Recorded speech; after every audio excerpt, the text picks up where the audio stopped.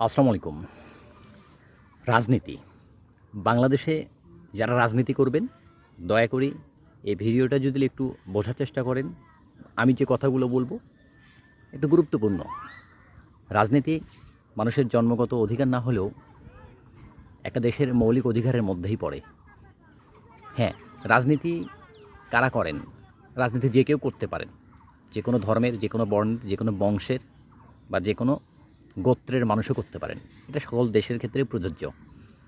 হ্যাঁ, বাংলাদেশে যারা রাজনীতি করবেন বা যারা ইতিপূর্বে করেছেন, তাদেরকে নিয়ে কথা না বললেই নয়। ফ্যাসিবাদ শাসনের বিলুপ্তি ঘটেছেন, অর্থাৎ স্বৈরাচারী যে শাসক ছিলেন গত ১৫ বছরে, তাদের অবস্থাটা একটু পর্যালোচনা কি করেছেন যারা রাজনীতি এখন করতেছেন অথবা ভবিষ্যতে করবেন?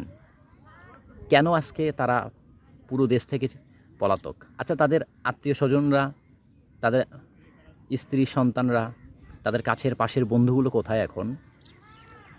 এ কথা বলার উদ্দেশ্য কি?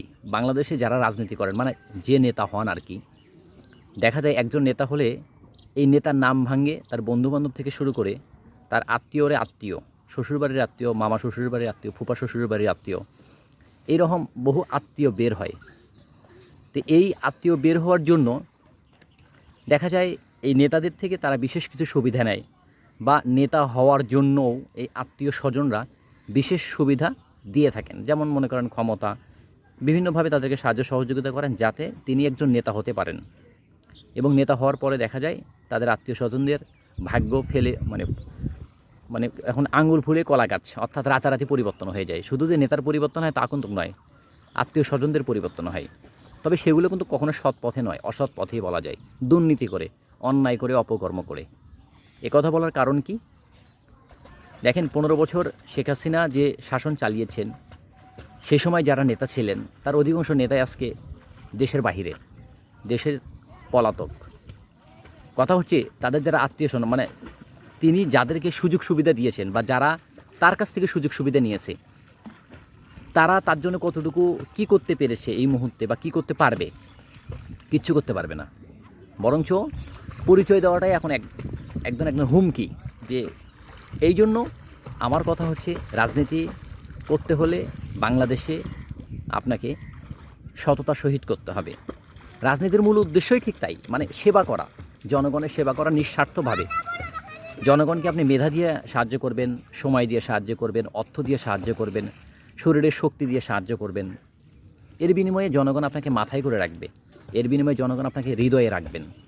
কিন্তু বাংলাদেশের প্রেক্ষাপটে এটা হয়ে ওঠে না। বাংলাদেশের অধিকাংশ মানুষ মনে করেন যে রাজনীতি মানেই দুর্নীতি করতে হবে এখানে, এবং তাই করেও ঠিক। তো যারা রাজনীতি করবেন করেন, কোনো সমস্যা নেই, বা যারা রাজনীতি করতেছেন, কিন্তু মাথায় রাখবেন যে ক্ষমতা, অর্থ এবং কি বলবো আর সম্পত্তি, এগুলো মানুষের আবার জ্ঞানের বিষয়টা আলাদা।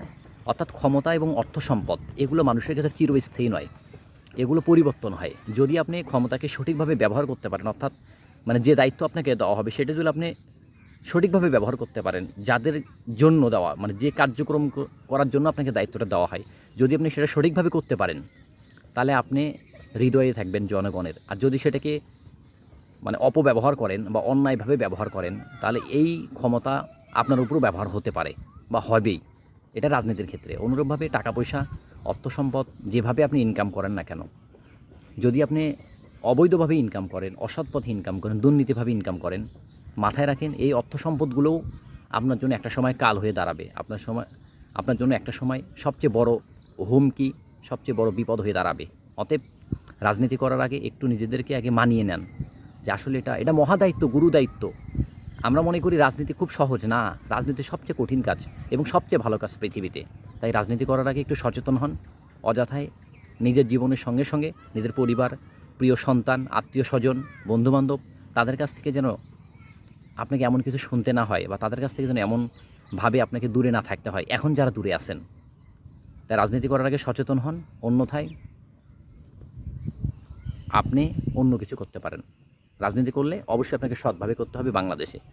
তা নয়তো এখন যাদের নেতাদের অবস্থান দেখতেছেন, পরবর্তী যারা এরকম সুযোগ চেষ্টা করবেন বা করবেন, হয়তোবা তাদেরও অবস্থাটা এমনই হতে পারে যে প্রিয় সন্তান, স্ত্রী সন্তান ছেড়ে বাইরে থাকতে হবে। সেটা অনির্দিষ্টকালের জন্য হতে পারে।